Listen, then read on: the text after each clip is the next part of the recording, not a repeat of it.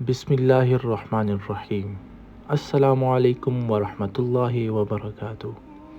ناظرین، آج ہمارے چینل پر غزوات سیریز کی یہ پہلی ویڈیو ہے۔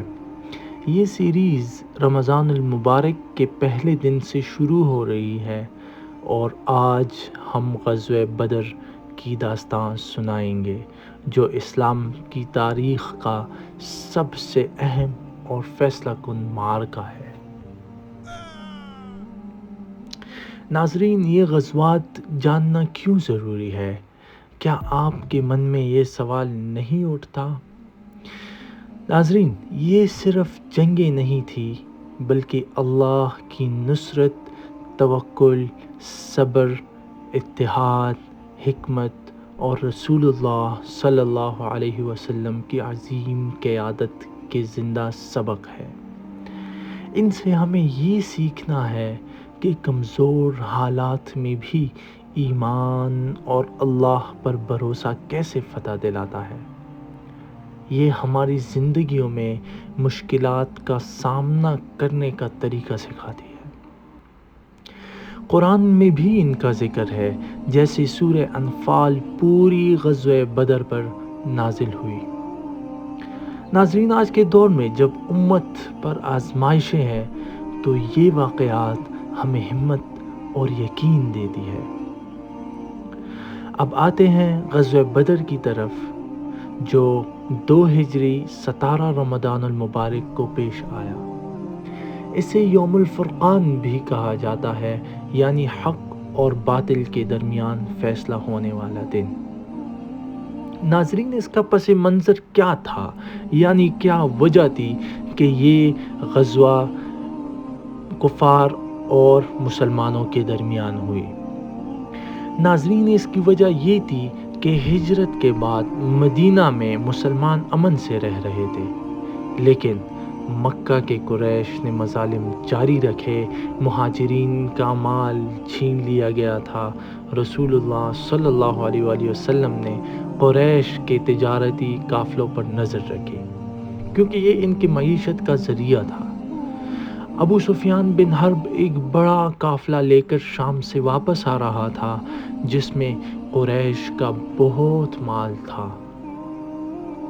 آپ صلی اللہ علیہ وآلہ وسلم نے اسے روکنے کا ارادہ کیا تاکہ مظلوموں کا حق واپس مل سکے، کیونکہ یہ کفار مل کر مسلمانوں کے قافلوں پر ڈاکہ ڈالتے تھے اور مسلمانوں کا تجارتی سامان اور سب کچھ چھین لیتے تھے۔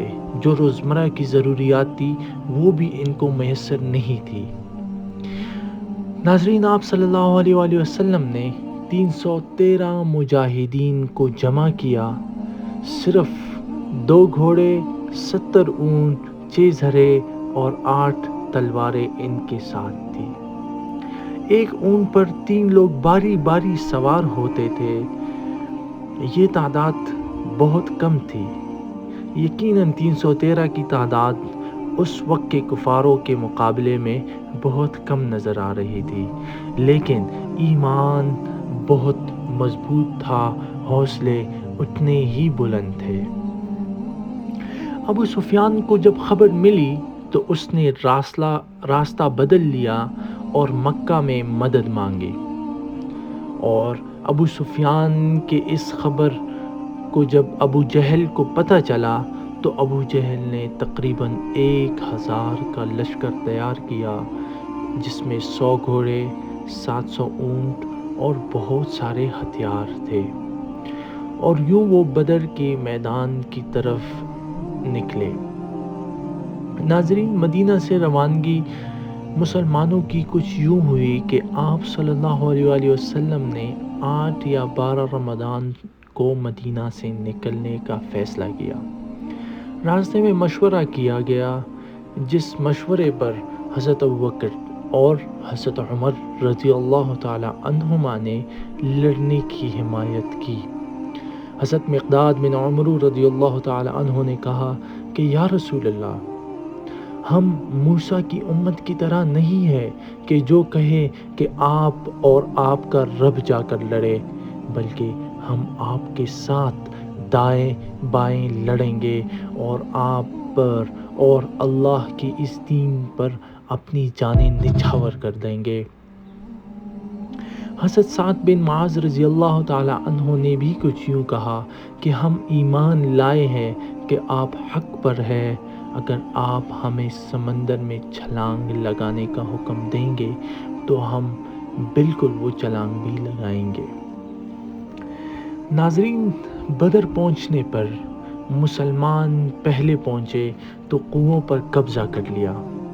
رات کو تیز بارش ہوئی اور تیز آندھی چلی اور مسلمانوں کی زمین مضبوط ہو گئی، کیونکہ جہاں پر مسلمان قیام پذیر تھے وہ جگہ ریت اور ڈھلان کی طرح تھی جو بارش سے اور بھی مضبوط ہو گئی، اور جہاں پر کفار مقیم تھے وہ جگہ کیچڑ بن گئی اور وہ سارے کفار کیچڑ میں پھسلنے لگے۔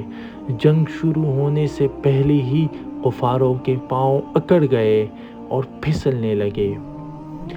ناظرین، اسی موقع پر قرآن مجید میں ارشاد ہے، اور اللہ نے آسمان سے پانی اتارا تاکہ تمہیں پاک کر دے، شیطان کی نجاست دور کرے، تمہارے دلوں کو مضبوط کرے اور قدم جمائے۔ ناظرین، جنگ کا آغاز 17 رمضان کو جمعے کے دن ہوا۔ مبارزت سے یہ جنگ شروع ہوئی۔ مبارزت کا مطلب ہے کہ قدیم عرب میں یہ روایت تھی کہ جنگ شروع ہونے سے پہلے کچھ لوگ وہاں سے آتے تھے، 2-3 لوگ، اور کچھ لوگ دوسرے گروہ سے آتے تھے اور یہ آپس میں لڑتے تھے اور اس کے بعد عام جنگ کا آغاز ہوتا تھا۔ تو ناظرین، کفار کی جانب سے 3 لوگ آئے جس میں عتبہ، شیبہ اور ولید بن عتبہ تھے۔ مسلمانوں کی طرف سے حضرت عتبہ بن حارث، حضرت حمزہ اور حیدر کرار حضرت علی رضی اللہ تعالی عنہم نے مقابلہ کیا، اور اللہ کے فضل سے ان تینوں کفاروں کو قتل کیا۔ پھر عام لڑائی شروع ہوئی۔ مسلمانوں نے اللہ کا نام لے کر حملہ کیا۔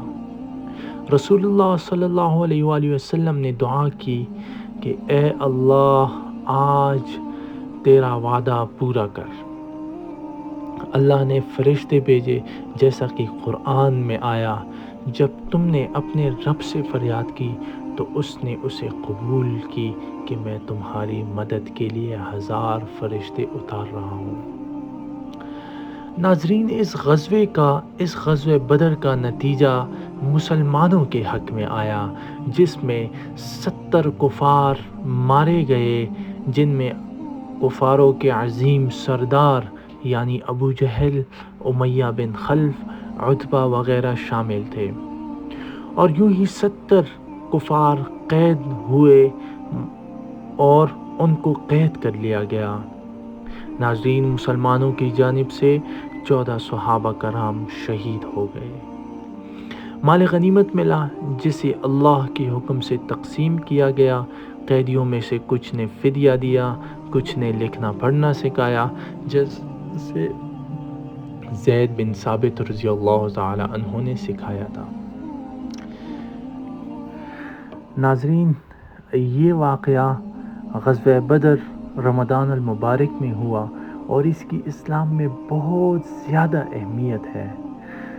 یہ جنگ اسلام کی بنیاد مضبوط کرنے والی تھی، اور اس کے بعد اسلام پھیلا اور ایسا پھیلا کہ آج پوری دنیا میں کونے کونے میں آپ کو مسلمان نظر آئیں گے اور اللہ کا نام آپ سنیں گے۔ ناظرین، رمضان میں روزہ رکھ کر بھی اللہ نے فتح دی، تو ہمارے لیے بھی رمضان برکتوں کا مہینہ ہے۔